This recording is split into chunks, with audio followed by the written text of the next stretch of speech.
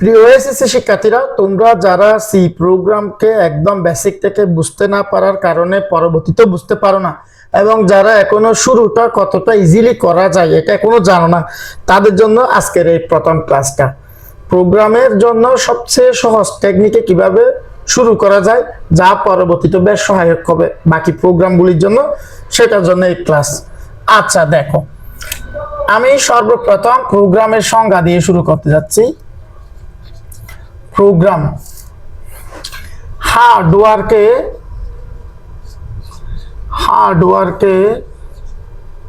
সচল করার জন্য যেসব নির্দেশাবলীর সমষ্টি প্রদান করা হয় তাকে প্রোগ্রাম বলে।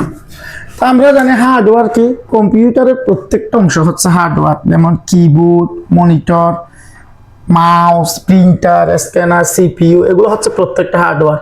এই হার্ডওয়্যারকে সচল করার জন্য অর্থাৎ চালু করার জন্য যেসব নির্দেশাবলী সমষ্টি দেওয়া হয়, প্রদান করা হয়, সেগুলোকে একসাথে কি বলে? প্রোগ্রাম বলে। আচ্ছা, আমরা আজকে তিনটা টপিক একসাথে শিখবো যাতে বুঝতে সুবিধা হয় তোমাদের জন্য, আর পরীক্ষায় এগুলো রিলেটেড হয়ে আসবে, তাই আমি একসাথে করাচ্ছি। Algorithm, flowchart, C program. Algorithm, আমাকে প্রোগ্রাম বুঝতে গেলে সর্বপ্রথম আগে অ্যালগরিদম বুঝতে হবে। অ্যালগরিদম কি দেখো, কোনো প্রোগ্রামিং সমস্যাকে বর্ণনাকারে সমাধান করার, বর্ণনাকারে ধাপে ধাপে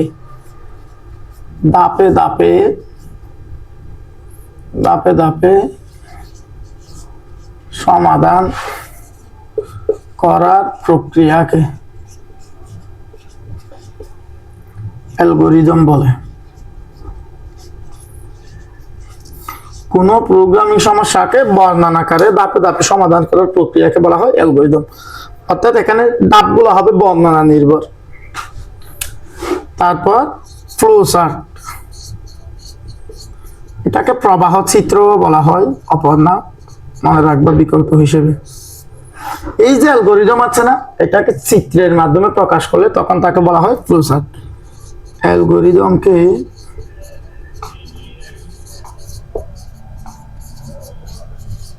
চিত্রাকারে প্রকাশ করাকে ফ্লোচার্ট বলে। অ্যালগরিদমকে চিত্রাকারে প্রকাশ করাকে বলা হয় ফ্লোচার্ট। তার মানে অ্যালগরিদম হচ্ছে বর্ণনা নির্ভর, আর ফ্লোচার্ট হচ্ছে আমার চিত্র নির্ভর। আচ্ছা, এখন দেখো, তার মানে আমার অ্যালগরিদম হচ্ছে বর্ণনা নির্ভর, ফ্লোচার্ট হবে চিত্র নির্ভর। এই অ্যালগরিদম আর ফ্লোচার্ট বুঝলে আমাদের জন্য সি প্রোগ্রাম বোঝাটা বেশ সহায়ক হবে। আমি অ্যালগরিদমের গঠন আর ফ্লোচার্টের গঠনটা দিয়ে দিচ্ছি। দেখো, এইটা বুঝতে পারলে তারপর আমাদের জন্য প্রোগ্রামে যাওয়া যাবে। অ্যালগরিদমের গঠন, একটা প্রাথমিক গঠন দিচ্ছি আমি জাস্ট, যেহেতু এটা ধাপ ভিত্তিক। ধাপ 1 শুরু, এটাকে ইংরেজিতেও লেখা যায় স্টার্ট। ধাপ 2 মান গ্রহণ অর্থাৎ ইনপুট। ধাপ 3 প্রক্রিয়াকরণ অর্থাৎ প্রসেসিং। Double S, processing. এই জায়গায় প্রক্রিয়াকরণ না থেকে কখনো কখনো আমি অথবা দিয়ে দিচ্ছি, শর্তও থাকতে পারে। শর্তকে বলা হয় সিদ্ধান্ত, অর্থাৎ শর্তের মাধ্যমে সিদ্ধান্ত নেওয়া। এটাকে ইংরেজিতে বললে আমরা বলতে পারি কন্ডিশন। তারপর ধাপ 4 ফলাফল বা আউটপুট, বা এটাকে প্রিন্টও বলা যায়। ধাপ 5 শেষ, বা আমরা যেটাকে বলি দা এন্ড বা এন্ড। এটা হচ্ছে প্রাথমিক রূপ। তাহলে এখন খেয়াল করো, এই অ্যালগরিদমকে চিত্র আকারে প্রকাশ করাকে আমরা ফ্লো চার্ট বলি না? এখন ফ্লো চার্টের রূপটা কিরকম হয় দেখো। ফ্লো চার্টের গঠন, ফ্লো চার্টের গঠন তার মানে আমার এই ফ্লো চার্টটা অ্যালগরিদমের উপর নির্ভর। এই যে শুরু আছে না, এই শুরুর জন্য ফ্লো চার্টে হবে উপবৃত্ত, শুরুর জন্য হবে উপবৃত্ত, ডিম্বাকার বৃত্ত আর কি। আর মান গ্রহণ ইনপুট, এটার জন্য হবে সামান্তরিক, এটার জন্য হবে সামান্তরিক। প্রক্রিয়াকরণ, প্রক্রিয়াকরণ মানে মূলত সূত্রের কাজ করে, এটার জন্য হবে আয়ত বা আয়তক্ষেত্র। তারপর সিদ্ধান্ত শর্ত, শর্তের জন্য হবে কন্ডিশন, অর্থাৎ সরি কন্ডিশনের জন্য হবে রম্বস। শর্ত কন্ডিশন সিদ্ধান্ত সব একই, এটার জন্য হবে রম্বস। রম্বস নরমালি আমরা এভাবে লিখি, আমি এদিকে স্পেস বড় করার জন্য এভাবে দিলাম, 4টা বাহু সমান একটা কোনো সমকোণ নয়, তো এটাকে আমি এইভাবে উল্টা দিছি আর কি, স্পেসটা যাতে মাঝখানে বড় হয়। আর ফলাফল, ইনপুটের জন্য যা সামান্তরিক, ফলাফল আউটপুটের জন্য তা, অর্থাৎ সামান্তরিকই হবে। তারপর শেষ, শুরুর জন্য যে উপবৃত্ত, শেষের জন্য সেম উপবৃত্ত।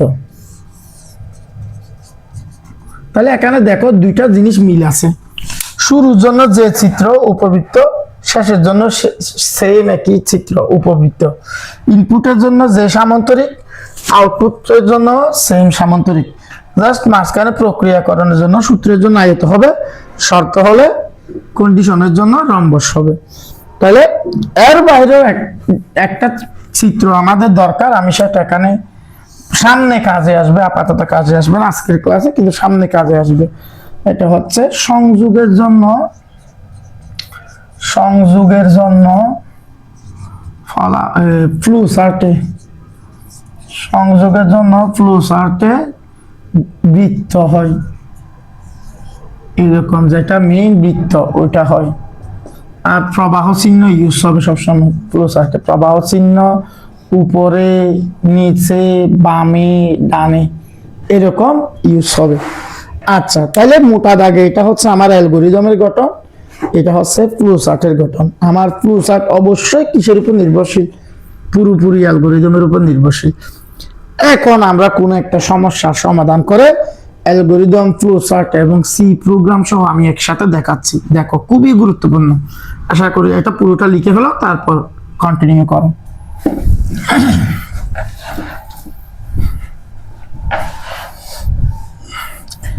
দেখো এগুলার উপর কিন্তু আমার পরবর্তী টপিক গুলা নির্ভর, তাহলে এগুলো ভালোভাবে আয়ত্ত করে তারপর নেক্সটে যাবা।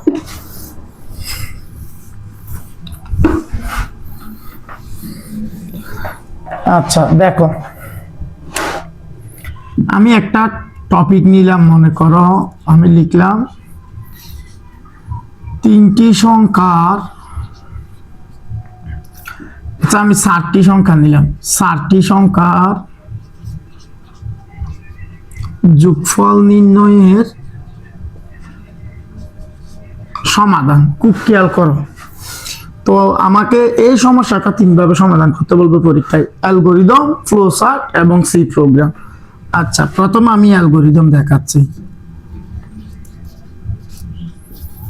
অ্যালগরিদম আমরা জানি অ্যালগরিদম বর্ণনা নির্ভর, ধাপে ধাপে। ধাপ 1, ধাপ 1 তাকে হচ্ছে শুরু, ধাপ 2 মান গ্রহণ। আচ্ছা মান গ্রহণ মানে ইনপুট আর কি, তুমি চাইলে এগুলো ইংরেজিতেও লিখতে পারো, বর্ণনা বাংলায়ও লিখতে পারো। ফ্লো চার্ট আর অ্যালগরিদম ইংরেজিতেও লেখা যায়, বাংলাতেও লেখা যায়, কিন্তু সি প্রোগ্রাম বাধ্যতামূলক ইংরেজি ভাষায় লিখতে হয়। আচ্ছা, তো মান গ্রহণ, মান গ্রহণে আমাকে 4টি সংখ্যার যোগফল বলছে না, তার মানে আমাকে এই 4টা সংখ্যা তো দেওয়া নাই, আমাকে এমন ভাবে নিতে হবে যেন চলক হয়, কারণ চলক হলে ওই প্রোগ্রামটা রক্ষণাবেক্ষণের পর পুনরায় ইউজ করা যাবে, কিন্তু ধ্রুবক নিলে সেটা আর কি ইউজ করতে পারবে না, তাই আমরা চলক নেব। মনে করো আমি 4টি সংখ্যা এ বি সি ডি নিলাম, তুমি চাইলে অন্য কোনো ইংরেজি অক্ষরও নিতে পারো, যে কোনো 4টা। ধাপ 3, ধাপ 3 আমার টপিকের নাম কি? যোগফল নির্ণয় না, তো তার মানে এই 4টা সংখ্যাকে আমাকে যোগ করতে হবে। তো যোগফল করার নিয়ম কি? আমাকে যদি বলে 1 2 3 4 যোগ করলে আমি এভাবে সাজাবো না। ঠিক আছে, কিভাবে আমি 4টা সংখ্যা যেহেতু এগুলো নিলাম এগুলো যোগ করব। এটা আমার হচ্ছে প্রক্রিয়াকরণের অংশ। প্রক্রিয়াকরণে তো না দিলেও চলে, কারণ সূত্র মানে প্রক্রিয়াকরণ। তো যোগফলের সূত্র কি? এই 4টাকে যোগ করে দেওয়া, a plus B plus C plus D. আমি এখানে এস নিলাম কারণ এগুলো যোগফল। যোগফলের ইংরেজি হচ্ছে সামেশন। সামেশন মানে এস দিলাম। ধাপ 4, এই যে পুরো আমি যোগফলটা পাবো, এটা পুরোটা কার মান? এস এর মান। তাহলে ধাপ 4 কি ছিল আমার? ফলাফল। তো ফলাফলে এটা পুরোটা যেটা পাবে এটা কার মান? এস এর মান। ওই যে 3 নাম্বার ধাপে প্রক্রিয়াকরণ হবে অথবা শর্ত হবে বলছিলাম, সেই জায়গায় প্রক্রিয়াকরণের কাজ হয়েছে আর কি আপাতত। আজকে আমরা শর্তের কাজ করব না। ধাপ 5 শেষ। খুব আগের নিয়ম না? 5টা ধাপ দিছিলাম, শুরু, মান গ্রহণ, প্রক্রিয়াকরণ। এই যে 7টি সংখ্যা যোগফল এ বি সি ডি, যোগফলটা কার নামে করলাম? এস এর নামে। এখানে আমি একটা নোট করে দিচ্ছি, নোট। এস মানে সামেশন। সামও লেখা যায়, সামেশনও লেখা যায়। সামেশন মানে কি? যোগফল। এটা পারলে নোট করে রাখবা। যোগফল বলছে, সামেশন দেওয়া উত্তম। তুমি চাইলে অন্য কোনো অক্ষর দিতে পারো, সমস্যা নাই, যোগফল হিসেবে নিবে প্রোগ্রাম। তবে এস দেওয়াটা উত্তম, সামেশন আর কি। আচ্ছা, এই অ্যালগরিদমকে আমরা এখন কিসে পরিণত করব? ফ্লো চার্টে পরিণত করব। দেখো, তো আমরা জানি অ্যালগরিদম, ফ্লো চার্ট হচ্ছে অ্যালগরিদমের উপর নির্ভরশীল। তো আমরা শুরুর জন্য ফ্লো চার্ট কি দিয়েছিলাম? উপবৃত্ত স্টার। যেহেতু আমি এটা বাংলায় লিখছি, ফ্লো চার্ট আমি ইংরেজিতে লিখতেছি। পরীক্ষায় নর্মালি অ্যালগরিদম বাংলায় বেশি আসে। তুমি চাইলে এটাও ইংরেজিতে লিখতে পারো, আবার ফ্লো চার্টও চাইলে বাংলায় লিখতে পারো, সমস্যা নাই। মান গ্রহণ। মান গ্রহণ মানে আমরা জানি ইংরেজিতে ইনপুট। ইনপুট 7টা সংখ্যা এ বি সি ডি নিলাম। তারপর প্রক্রিয়াকরণ। তো আমরা জানি ইনপুটের জন্য সামান্তরিক আঁকাছিলাম। প্রক্রিয়াকরণ মানে সূত্র, সূত্র মানে আয়ত। এই যে আমি আয়ত নিলাম, এস সমান A plus B plus C plus D. তারপর এখান থেকে আমার ফলাফল সামান্তরিক। তো যেটা পাবো এটা কার মান? এস এর মান। ফলাফলকে প্রিন্ট দিয়ে লিখলে ভালো, তবে তুমি চাইলে রেজাল্ট, আউটপুট ইচ্ছা মতো লেখা যায়। যেটা পাবো এটা পুরোটা কার মান? এস এর মান। তাই আমরা জানি ইনপুটের জন্য যে চিত্র, আউটপুটের জন্য কি একই চিত্র। শুরুর জন্য যে চিত্র, শেষের জন্য একই চিত্র। এন্ড উপবৃত্ত, শুরু শেষ একই, ইনপুট আউটপুট একই, মাঝখানে প্রক্রিয়াকরণের জন্য আয়ত। যদি শর্ত হতো তখন রম্বস হতো। আচ্ছা, তাহলে সিম্পল না? অ্যালগরিদমকে জাস্ট চিত্রে কি দিলাম? রূপ দিলাম। আচ্ছা, আশা করি বুঝতে পারছো। এখন একটা জিনিস দেখো, এখন আমরা করব সি প্রোগ্রাম, যেটা আমাদের জন্য সবচেয়ে কঠিন। এই সবচেয়ে কঠিনটা সবচেয়ে সহজে বোঝার জন্য আমাকে 10টা মিনিট টানা সময় দিতে হবে। আমি আগেই বলে দিচ্ছি, সামনের 10 থেকে 12 মিনিট তুমি কিছুই বুঝবা না, সমস্যা নাই। তুমি জাস্ট দেখো এবং লেখো, শুনো মনোযোগ দিয়ে। তুমি যে সামনের 10 মিনিট করলো কিছু বুঝবা না, পরের 10 মিনিটে তুমি যেটা আগে বুঝো নাই সেটাও বুঝবা এবং পুরো প্রোগ্রামের ব্যাপারটাও ইজি হয়ে যাবে, এরপর থেকেও বুঝবা। তাই সামনের 10 মিনিট না বুঝলেও দেখো এবং মনোযোগ দিয়ে শোনো।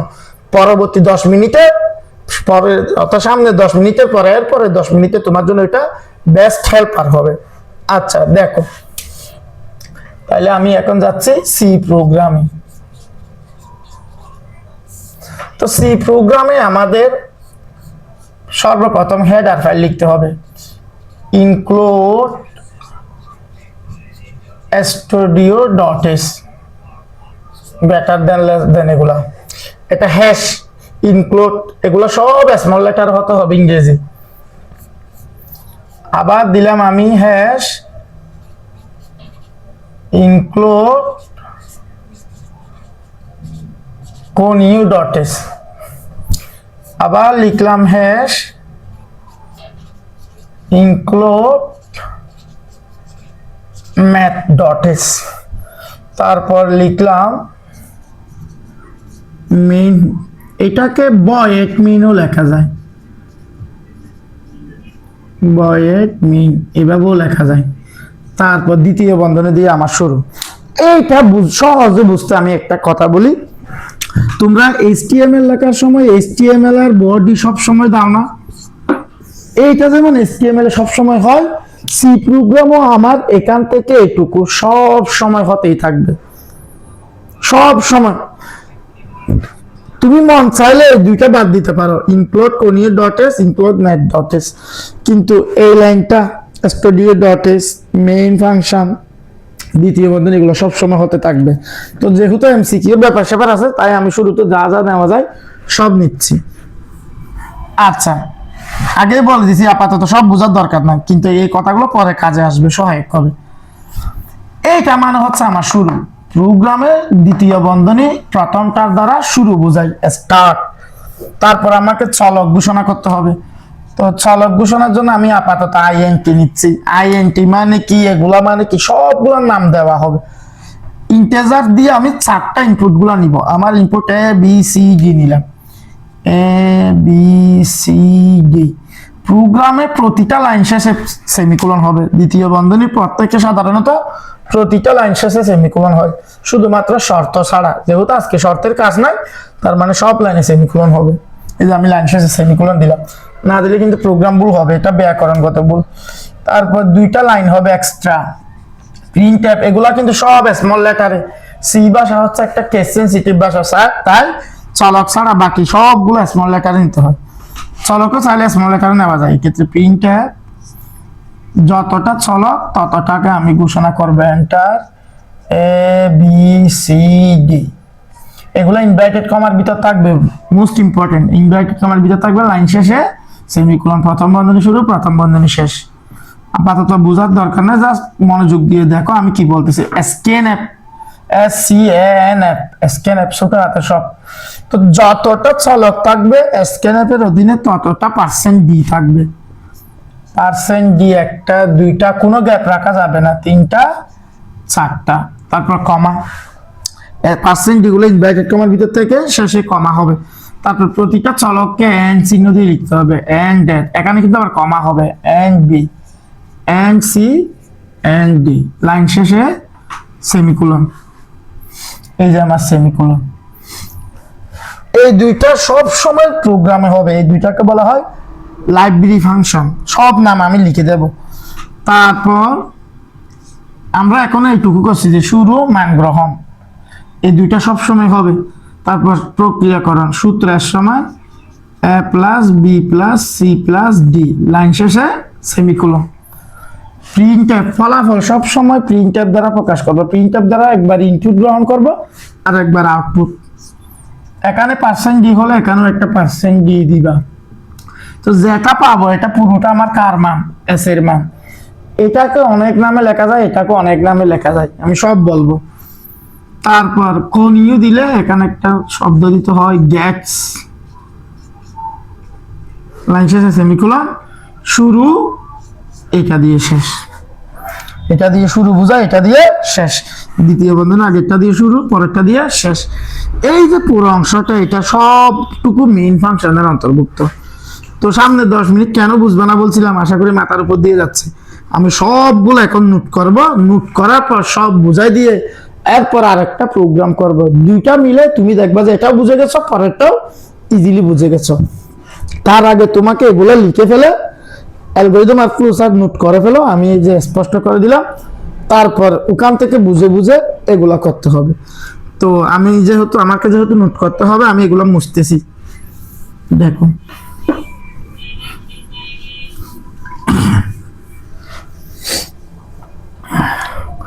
এইখানে এই যে 3টা ডট এস আছে না, এই 3টাকে একসাথে বলা হয় হেডার ফাইল। এই 3টাকে বলা হয় হেডার ফাইল। আমি সংজ্ঞাটা বলে দিচ্ছি। ডট এস যুক্ত ফাইলকে সি প্রোগ্রামে হেডার ফাইল বলে। সি প্রোগ্রামে ডট এস যুক্ত ফাইলকে কি বলে? Header file. এখানে এগুলোর পূর্ণরূপ আছে, stdio ডট এস মানে standard input output, conio dot S মানে console input output, math dot S মানে mathematics, studio input output header file, console input output header file, mathematics header file. এগুলো পূর্ণরূপ আসবে না, তাই আমি আপাতত দিচ্ছি না। আপাতত শুধু মনে রাখো ডট এস যুক্ত ফাইলকে কি বলে? হেডার ফাইল বলে। এটা হচ্ছে আমার মেইন ফাংশন। এটা লেখাটা আমার বাধ্যতামূলক। আমি যেগুলো টিক চিহ্ন দিচ্ছি এগুলো লেখা বাধ্যতামূলক। ইনক্লুড স্টুডিও ডট এস লেখা বাধ্যতামূলক। দ্বিতীয় বন্ধনী, integer, printf, scanf, summation, printf, এগুলা লেখাটা কি বাধ্যতামূলক। তার মানে conio dot S, math dot S, gets এগুলো সবসময় না দিলেও চলে, বাকিগুলা লেখা কি বাধ্যতামূলক, সব সময় লিখতে হবে। এরপর তাহলে এই যে দ্বিতীয় বন্ধনী শুরু থেকে শেষ পর্যন্ত এটা পুরোটাই মেইন ফাংশনের অন্তর্ভুক্ত, তাই এটা দেওয়া বাধ্যতামূলক। এটা পুরোটা কার অধীনে? মেইন ফাংশনের অধীনে, বা ভয়েড মেইনও দেওয়া যায়। ভয়েড মেইন দিয়ে প্রথম বন্ধনী দ্বিতীয় বন্ধনী, প্রথম বন্ধনী শুরু শেষ এভাবে দিতে হবে। তারপর এইগুলা বলতেছি ইন্টেজার, এটা তো শুরু, এটার দ্বারা আমি প্রোগ্রামের একটু বেসিকটা বলি। এটা মানে হচ্ছে আমার শুরু, আমরা প্রোগ্রাম সাজাই না, এটা হচ্ছে আমার দ্বিতীয় বন্ধনীটা, এটা শুরু, এটা আমার ইনপুট। ইন্টেজার এটা আমার কি ইনপুট, অর্থাৎ মান গ্রহণ। এই দুইটা লাইন সব সময় হবে, চলকগুলা গ্রহণ করতে হয় প্রোগ্রামে, চলক গ্রহণ করার জন্য এই দুইটা থাকবে। তারপরে এটা হচ্ছে আমার প্রক্রিয়াকরণ, মূল কাজগুলো আমি চিহ্নিত করে দিচ্ছি। এটা আমার ফলাফল, ফলাফলকে প্রিন্টএফ এর মাধ্যমে প্রিন্ট করতে হয়। এটা কোণীয় দিলে গ্যাটস হবে, কোণীয় না দিলে গ্যাটস হবে না, যেহেতু কোণীয় মন চাইলে দেওয়া যায়, মন চাইলে দেওয়াও না যায়। আর এইটা দ্বারা আমার শেষ বোঝায়, আশা করি এখন বুঝতে পারছো। এইগুলা ছাড়া বাকি কাজগুলো এক্সট্রা দিতে হয়, প্রোগ্রামের জন্য সহায়ক হয় এগুলা, এবং প্রোগ্রামকে বোঝাতে গেলে এগুলা দিতে হয় কিছু কিছু বাধ্যতামূলক, যেমন stdios ডট এস, এটা তোমাকে দিতেই হবে, এটা বাধ্যতামূলক। মেইন ফাংশন দিতেই হবে, বাধ্যতামূলক। প্রিন্টএফ, স্ক্যানএফ দিতেই হবে, এটা বাধ্যতামূলক। আর এই যে দুইটা প্রিন্টএফ, স্ক্যানএফ, এই দুইটাকে একসাথে বলা হয় লাইব্রেরি ফাংশন। এই দুইটাকে একসাথে বলা হয় লাইব্রেরি ফাংশন। ডট এস যুক্ত ফাইল হচ্ছে হেডার ফাইল, আর এই দুইটা হচ্ছে কি লাইব্রেরি ফাংশন।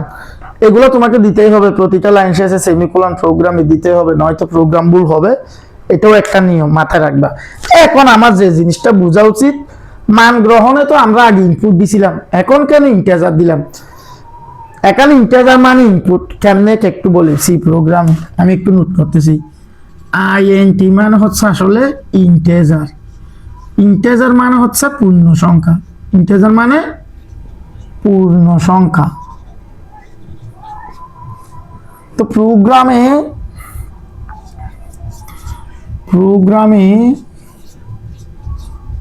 পূর্ণ সংখ্যার জন্য ইন্টিজারের স্পেসিফায়ার হিসেবে %d হয়। খুব খেয়াল করো, প্রোগ্রামে যে সমাধানগুলা পূর্ণ সংখ্যা হওয়ার সম্ভাবনা বেশি, সেখানে ইনপুট হিসেবে কি বসে? আইএনটি। আইএনটি মানে ইন্টিজার, ইন্টিজার মানে পূর্ণ সংখ্যা। খুব খেয়াল করো। তো আমাকে 4টা সংখ্যা যোগফল করতে বলছে না? তো 4টা সংখ্যা তো আমি কি নিচ থেকে দেখে শুনে ভগ্নাংশ কঠিন করব?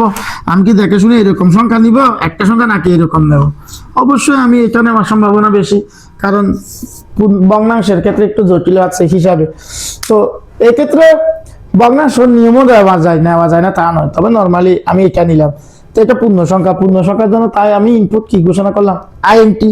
তো আমার ইনপুট কয়টা? 4টা। এইটা দিয়ে যতটা ইনপুট ততটা লিখতে হবে। 3টা বলে 3টা, 4টা বলে 4টা, 2টা বলে 2টা, 5টা বলে 5টা। যেহেতু আমাকে 4টা বলছে শিরোনামে, তাই আমি 4টা দিলাম। লাইন শেষে সেমিকোলন তো দিতে হয়, আগে বললাম। তারপর প্রিন্টএফে সবসময় এই নিয়মটা অনেকভাবে লেখা যায়।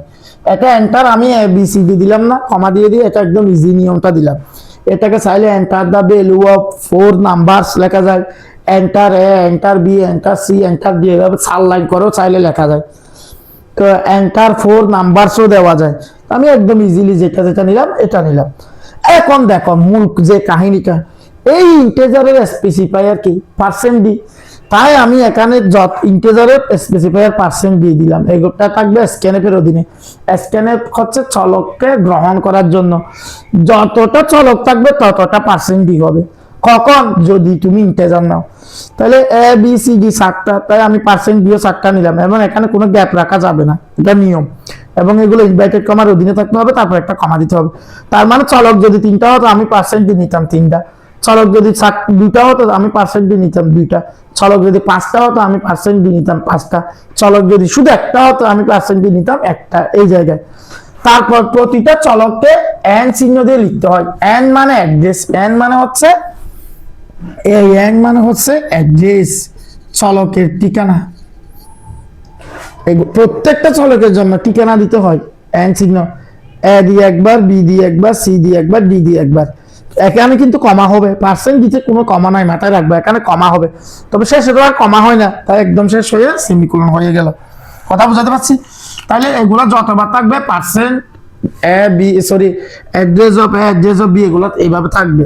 চারবার আছে তাই চারটা হলো, দুইটা থাকলে দুইটা হবে, কিন্তু এখানে পার্সেন্ট যেটা নির্ভর হবে চলকের সংখ্যার উপর, চলক যেহেতু চারটা তাই এটা চারটা। তারপর স্বাভাবিকভাবে প্রক্রিয়াকরণ, ফলাফলে এখানে পার্সেন্ট ডি হলে এখানেও পার্সেন্ট ডি হবে, কিন্তু ফলাফল যেহেতু আমার একটা, এই যে পুরা মানটা কার মান, এস এর মান, তাই আমি এখানে এস মানে কয়টা চলক, এখানে একটা, তাই পার্সেন্ট ডি একটা। ফলাফলে তাই সবসময় একবার হবে, এখানে যতবার হোক ফলাফল সবসময় একবারই হবে, এবং এটা ইনভার্টেড কমার অধীনে রাখতে হবে, তারপর কমা দিয়ে ফলাফলটা ঘোষণা করতে হবে। এই ফলাফলটা কার মান, এস এর মান। আমি এ বি সি ডি এই মানগুলো যোগ করে যেটা পাবো এটা কার মান, এস এর মান। মনে করো আমি এ এর মান নিলাম 1, বি এর মান নিলাম 2, সি এর মান নিলাম 3, ডি এর মান নিলাম 4। এই যে পুরা মানটা আমি এস সমান লিখলে এস সমান এখানে কত পাচ্ছি, 10 পাচ্ছি, এগুলো যোগ করে। তাহলে এই 10টা কার মান, এস এর মান। এস মানে এই 10টা, উদাহরণ দিলাম একটা বোঝানোর জন্য। এটাকেও একাধিক নিয়মে লেখা যায়, এটা শুধু পার্সেন্ট দিয়েও দেখা যায়। এটা তুমি সামেশন বের করতেছো না, তাই এভাবেও লেখা যায়, সামেশন ইজ পার্সেন্ট ডি লেখা যায়, সাম ইজ পার্সেন্ট ডি, মানে যোগফল হলো এস, এস মানে এস এর মানটা যোগ করে প্রাপ্ত মান। তারপর সেমিকোলন। এই গ্যাক্সটা কোণীয় দিলে হবে, কোণীয় না দিলে গ্যাক্স হবে না, তখন তুমি মন চাইলে রিটার্ন 0 দিতে পারো, এটাও একটা নিয়ম আছে আমি বলবো। তারপর এটা শেষ, শুরু শেষ। আপাতত এখন পর্যন্ত তুমি কিছু না বুঝলো সমস্যা নাই। এখন দেখো এই যে ইন্টিজার, এটা আরেক নিয়মও দেওয়া যায়, এটা তো পূর্ণ সংখ্যার জন্য, এটা ভগ্নাংশের জন্যও দেওয়া যায়। ভগ্নাংশের ক্ষেত্রে ফ্লোট মানে ভগ্নাংশ, এটাকে বলা হয় ফ্লোটিং পয়েন্ট। ফ্লোট মানে এই ক্ষেত্রে বোঝায় আসলে ফ্লোটিং পয়েন্ট মানে ভগ্নাংশ। এই ভগ্নাংশের জন্য দেখো, ভগ্নাংশের জন্য ফ্লোটের স্পেসিফায়ার পার্সেন্ট এফ হয়। খেয়াল করো, খুব খেয়াল করো, ইন্টিজারের জন্য স্পেসিফায়ার পার্সেন্ট ডি। ফ্লোট হলে আমি যদি ইন্টিজার না দিয়ে ভগ্নাংশ হিসেবে চলক ঘোষণা করি ফ্লোট হিসেবে, তখন সব নিয়ম একই থাকবে, পার্থক্য শুধু এই পার্সেন্ট ডির জায়গায় তখন কি হবে, পার্সেন্ট এফ হবে। তার মানে ইন্টিজার হলে স্পেসিফায়ার হবে পার্সেন্ট ডি, ফ্লোট হলে স্পেসিফায়ার হবে পার্সেন্ট এফ। আর আমি যেহেতু ইন্টিজার নিলাম তাই এখানেও পার্সেন্ট ডি, এখানেও পার্সেন্ট ডি। আমি যদি ফ্লোট নিতাম ভগ্নাংশ, এখানেও পার্সেন্ট এফ হতো 4টা, এখানেও একটা পার্সেন্ট এফ হতো। ক্লিয়ার? বাকি সব একই, আশা করি বুঝতে পারছো। এখন আমি আরেকটা সমাধান করলে দেখবা যে হুবহু তুমি এটা বুঝে গেছো। আচ্ছা, আমি আরেকটা নতুন সমস্যায় যাচ্ছি। আমি যেসব নোট করি না এগুলো কিন্তু মুখে বলে দিছি। এগুলো হেডার ফাইল, এটা মেইন ফাংশন, এটা স্টার্টের জন্য বসে, এটা ইনপুট ঘোষণা করার জন্য ইনপুট ইন্টিজার দিয়ে ঘোষণা করা যায়, ফ্লোট দিয়ে ঘোষণা করা যায়। প্রিন্টএফ স্ক্যানএফ হলো লাইব্রেরি ফাংশন, এটা প্রক্রিয়াকরণ, এটা ফলাফলের জন্য প্রিন্টএফ একবার ইনপুটের জন্য আর একবার আউটপুটের জন্য। কোণীয় দিলে গ্যাক্স দিবা, কোণীয় না দিলে গ্যাক্স দিবা না, শেষ। এখন আমি আরেকটা সমাধান দিচ্ছি, তারপর ক্লাস শেষ হবে। দেখো এটা যোগফল করলাম তো, এখন আমি আরেকটা করতেছি, খুব খেয়াল করো। এটা লিখে ফেলো, আমি মুছবো।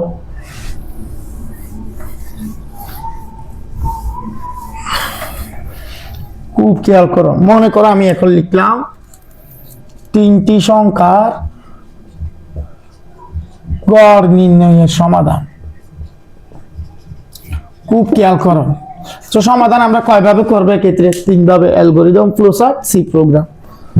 দেখো আমি প্রথমে অ্যালগরিদম শুরু করতেছি।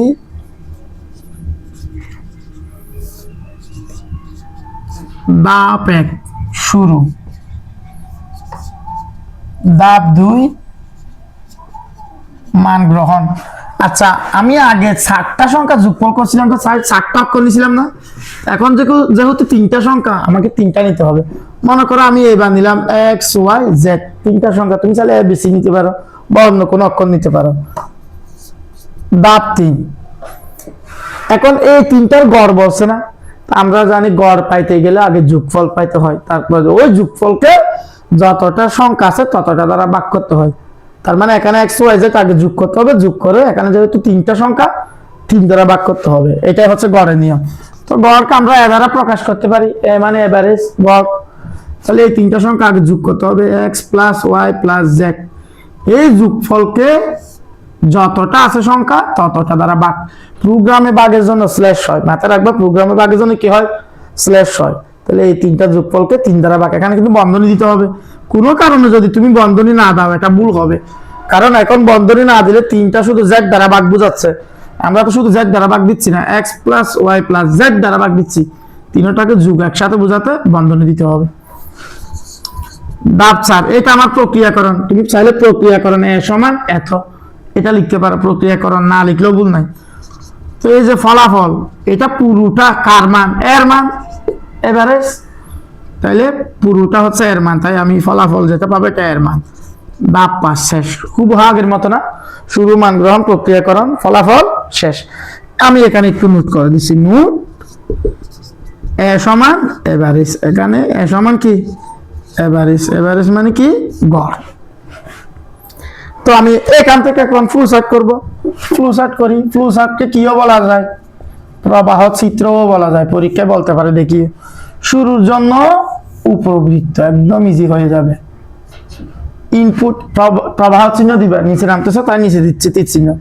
মান গ্রহণ, আমরা জানি মান গ্রহণ মানে ইনপুট। ইনপুটের জন্য সামান্তরিক। Input X Y Z. এখানে ইনপুট লেখা এটা না দিলেও চলবে। তুমি যদি এক্স ওয়াই জেড দাও, এটা যে ইনপুট, একটা প্রোগ্রাম বুঝে নেবে। কারণ সামান্তরিক নিজে ইনপুটের কাজ করে। সামান্তরিক এই চিহ্নটা নিজেই কিসের কাজ করে? ইনপুটের কাজ করে। তাও আমি বোঝার সুবিধার্থে দিচ্ছি। প্রক্রিয়াকরণ, আমরা জানি প্রক্রিয়াকরণের জন্য কি? আয়ত। এ সমান X plus Y plus Z divide by 3। এখানে কিন্তু এটা চাইলে 2 লাইনও করা যায়। তোমাদের একটা কথা আমি বলে রাখি, সি প্রোগ্রামে প্রক্রিয়াকরণ, ফলাফল আর শর্ত, যেটা আমরা এখনো কাজ করি নাই, প্রক্রিয়াকরণ, শর্ত, ফলাফল, এই 3টা প্রোগ্রামের প্রয়োজন একাধিকবারও হতে পারে। এখানে তো আপাতত একবার, কিন্তু সামনে অনেক কাজে 2বার, 3বার, 4বার, 5বার ইত্যাদি হতে পারে। কি কি? প্রক্রিয়াকরণ, শর্ত, ফলাফল, এই 3টা। শুরু, মান গ্রহণ, শেষ, এগুলো সবসময় একবারই হবে। তো এখানেও আমি চাইলে এই 3টাকে আগে যোগ করে আবার ওই যোগফল সামেশনকে 3 দ্বারা ভাগও দিতে পারতাম, তখন 2বার হতো। ওইটা যে নিয়ম, এটাও একই নিয়ম। তো ফলাফলের জন্য সামান্তরিক। প্রিন্ট, যেটা পাবো এটা কার মান? এর মান। এই যেমন এখানে যেমন ইনপুট না লিখলে চলে, এখানে প্রিন্ট না লিখলেও চলে। তুমি এখানে এ দিলে এটা যে ফলাফলের জন্য একটা প্রোগ্রাম বুঝে নেয়। কারণ ইনপুটের জন্য সামান্তরিক, আউটপুটের জন্য সামান্তরিক। আউটপুট যে কথা, প্রিন্ট একই কথা, শেষ। একইভাবে এখানেও স্টার্ট এন্ড না দিলেও চলে, প্রোগ্রাম বুঝে নেই। তবে দেওয়াটা হচ্ছে আলাদা একটা সৌন্দর্য। এখন দেখো, অ্যালগরিদম শেষ, ফ্লো চার্ট শেষ। এখন আমি সি প্রোগ্রাম করব, এবং এখন তোমাকে বুঝতেই হবে, এবং ইনশাআল্লাহ তুমি বুঝবা, খুব ইজিলি বুঝবা। দেখো, এটা লিখে ফেলো, আমি প্রোগ্রামটা এদিকে করব, ইনশাআল্লাহ সব খুব সহজে বুঝবা। ফ্লো চার্ট আছে আমার, ফ্লো চার্ট থেকেও করা যায় প্রোগ্রাম। দেখো, সি প্রোগ্রাম, দেখবা যে আমি খুব আগের লেখাগুলো লিখে ফেলবো, যেগুলো সবসময় লেখা যায়। ইনক্লুড, এবং মাথায় রাখবে এগুলো স্মল লেটার হবে, ইংরেজি। হ্যাশ studio.s, এগুলো সব স্মল লেটার মনে রাখবো। Include conio.s, include math.s। যেহেতু আমার এখনো শুরুর দিকে করাচ্ছি তোমাদের, আমি সব নিচ্ছি আপাতত। তারপর হচ্ছে মেইন, ভয়েড মেনও দিতে পারো তুমি বিকল্প হিসেবে, এটা না দিয়ে ভয়েড মেনও দিতে পারো, ভুল নাই। শুরু, দ্বিতীয় বন্ধনী। এরপর আমি গতবার ইন্টেজার দিছিলাম না, কারণ আমি গতবারে আমার মন মতো পূর্ণরূপ নিয়েছিলাম। এই ক্ষেত্রে যেহেতু এটা গড়, গড় মানে তোমার উত্তরটা পূর্ণ সংখ্যা আসতে পারে, ভগ্নাংশ আসতে পারে। তার মানে তুমি চাইলে এখন ইন্টেজারও নিতে পারো, ফ্লোটও নিতে পারো, ইন্টেজারও নিতে পারো, ফ্লোটও নিতে পারো। তো আমি যেহেতু ইন্টেজার অলরেডি একবার করলাম, নিয়মটা শিখালাম পার্সেন্ট দিয়ে, এবারে শিখাবো ফ্লোট দিয়ে। তুমি চাইলে ইন্টেজার দিয়ে করতে পারবা না এমন নয়, পারবা, তখন পার্সেন্ট দিয়ে দিতে হবে স্পেসিফায়ার। যেহেতু আমি এটা একবার করালাম নিয়মটা, আমি এখন ফ্লোট দিয়ে শেখাবো। দেখো, যেহেতু গড়, গড় পূর্ণ সংখ্যা আসতে পারে, ভগ্নাংশ আসতে পারে। দেখো, আমি যদি x সমান 1 নিই, y সমান 2 নিই, z সমান 3 নিই, তো 3 দ্বারা ভাগ 6 যোগ করলে 6, 6 কে 3 দ্বারা ভাগ দিলে 2, তো 2 এটা একটা পূর্ণ সংখ্যা। তো আমি যদি এটার মান যদি 7 নিই, তাহলে এটা হবে 7, 7 কে 3 দ্বারা ভাগ দিলে 2 দশমিক সামথিং, তাহলে এটা ভগ্নাংশ। 2 দশমিক, দশমিক আছে না রেজিস্টার, তার মানে এটা ভগ্নাংশ। তাই আমি ইন্টিজার না নিয়ে চাইলে ফ্লোটও নিতে পারবো। যেহেতু ইন্টিজারের নিয়ম আমি একবার শেখালাম, আমি তাই ফ্লোট নিচ্ছি। দেখো, ফ্লোট x y z, যতটা চলক নেব ততটা এখানে রাখবো। তার মানে এটা আমি ইনপুট ঘোষণা করলাম, শুরু ইনপুট। তারপর দুইটা লাইব্রেরি ফাংশন নিতে হয়, মাথায় মনে পড়বে এখন। প্রিন্ট এফ, এখানে এফটা কিন্তু স্পেস নাই, একসাথে লাগানো। সরি, ইনভার্টেড কমার ভিতরে এন্টার এক্স ওয়াই জেড চলকগুলো লিখলাম, লাইন শেষে সেমিকোলন। এগুলো অবশ্যই ইনভার্টেড কমার ভিতরে থাকবে, গতবারও বলছি। তারপরে স্ক্যানএফ, স্ক্যানএফ তো আমরা জানি ফ্লোট হলে পার্সেন্ট ডি হয় না, ফ্লোট হলে হবে পার্সেন্ট এফ।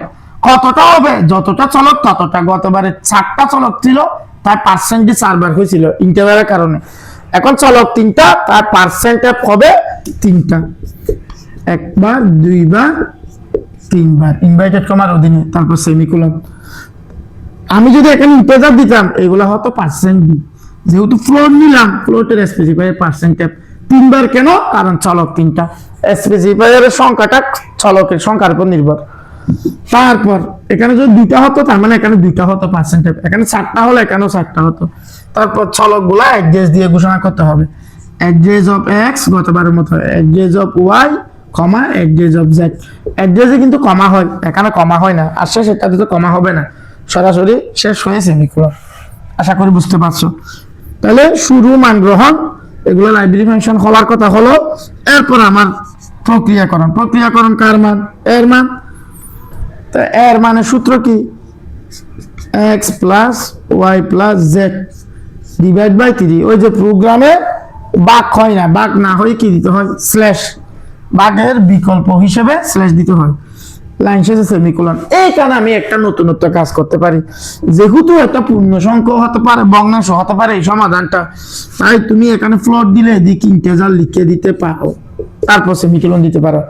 এটা দেওয়ার অর্থ হচ্ছে যে মানটা প্রক্রিয়াকরণে যেটা ফলাফল পাবো, ওই মানটা চাইলে পূর্ণ সংখ্যা হতে পারে। তার মানে যেখানে পূর্ণ সংখ্যা হতে পারে, ভগ্নাংশ হতে পারে, সমান সমান সম্ভাবনা থাকে, সেই ক্ষেত্রে তুমি এখানে ফ্লোট দিলে এদিকে ইন্টিজার দিতে পারবা, এদিকে ইন্টিজার দিলে এদিকে ফ্লোট দিতে পারবে। এটার অর্থ হচ্ছে যে এই উত্তরটা আমি ফ্লোট দিয়ে করতেছি, ঠিক আছে, ভগ্নাংশ দিয়ে, কিন্তু এটার উত্তর কি হতে পারে? পূর্ণ সংখ্যা চাইলে হতে পারে, এটা নির্দেশ করে দেওয়া। তুমি এদিকে ইন্টিজার দিলে এদিকে ফ্লোট দিতে পারবা, কারণ সেটা পূর্ণ সংখ্যা যেমন হতে পারে, ভগ্নাংশ হতে পারে। তো আমি তাই এদিকে ইন্টিজার দিলাম। এটা না দিলেও ভুল হবে না, হামরি দিলে ভালো আর কি। তার মানে আমি যদি এদিকে ইন্টিজার দিতাম, এই জায়গায় কি দিতাম? ফ্লোট দিতাম, কারণ দুটাই হওয়ার নিয়ম আছে। প্রিন্টএফ, এখানে পার্সেন্টেজ বলে, এখানেও পার্সেন্টেজ। একবার ফলাফলের বেলায় কয়বার হয়? একবার, কারণ আমার পুরা মানটা কার মান? এর মান। তো এর মান মানে কয়টা মান? একটা মান। এ মানে এভারেজ। তারপর সেমিকোলন, এবং এটা ইনভার্টেড কমার অধীনে থাকবে, গতবারের মতো কমা। গতবারের সাথে মিলাই দেখো, একদম ইজিলি বুঝবা। যেহেতু আমি কোণীয় দিলাম, এখানে গ্যাক্স দিতে হবে, তারপর শেষ। আশা করি বুঝতে পারছো। আমি আবার বলছি, এখানে ইন্টিজার দিলে এখানে হবে পার্সেন্ট ডি, ফ্লোট দিলে পার্সেন্ট এফ। এই কাজটা তুমি চাইলে ইন্টিজার দিয়েও করতে পারো, ভুল নাই। তখন এখানে পার্সেন্ট এফ না দিয়ে 3টা পার্সেন্ট ডি দিতে হবে। 3টা কেন? কারণ আমার চলক 3টা। আর বাকি নিয়মগুলো একই। এখানে তুমি ইন্টিজার দিলে এখানে ফ্লোট দিতে পারো, কিন্তু এটা সবসময় নয়। যেখানে সমান সমান সম্ভাবনা থাকবে, পূর্ণ সংখ্যা আসার সম্ভাবনা থাকবে, ভগ্নাংশ আসার সম্ভাবনা থাকবে। এবং এটা নির্ভর করবে যে তোমার কনসেপ্টের উপর, তোমার সাবজেক্টটা কোন টপিকের উপর। তিনটি সংখ্যার গড় বলছে, গড় পূর্ণ সংখ্যা হতে পারে, ভগ্নাংশ হতে পারে, তাই আমি নিলাম। আশা করি বুঝতে পারছো। এইভাবে আমরা সবচেয়ে সহজ নিয়মে প্রোগ্রামিং নিয়মগুলো শিখতে পারি, রপ্ত করতে পারি। সবার জন্য শুভকামনা, দেখা হচ্ছে ক্লাসে।